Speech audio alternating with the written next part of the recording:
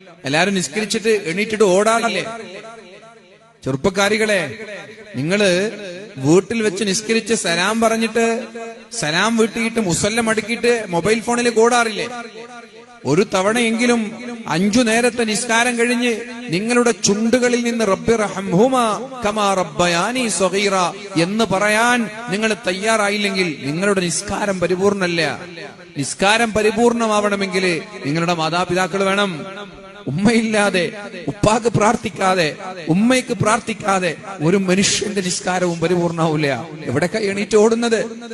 എവിടേക്കാ നമ്മൾ ഓടുന്നത്? തിരക്ക് കൂട്ടി എങ്ങോട്ടാ പോകുന്നത്? മാതാപിതാക്കൾക്ക് പ്രാർത്ഥിക്കാൻ സമയം കിട്ടാതെ നിങ്ങൾ എങ്ങോട്ടാ നിങ്ങളെ എണീറ്റ് പോകുന്നത്? അതുകൊണ്ട് ചെറുപ്പക്കാരെ, ഒന്നിരിക്കവിടെ, ഒന്ന് ദിക്ർ ചൊല്ല്. ചെറുപ്പക്കാരികളെ, നിങ്ങളുടെ മുസല്ലയിൽ ഒരു 5 മിനിറ്റ് ഇരിക്ക്, എന്നിട്ട് ദിക്ർ ചൊല്ല്.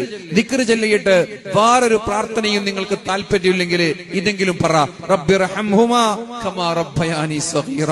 പടച്ചോനെ, എന്റെ ഉമ്മ, എന്റെ ഉപ്പ, അവരോട് നീ കാരുണ്യം ചെയ്യ് എന്നെങ്കിലും ഒന്ന് മനസ്സറിഞ്ഞ് 5 നേരത്തെ നിസ്കാരശേഷം പ്രാർത്ഥിക്ക്.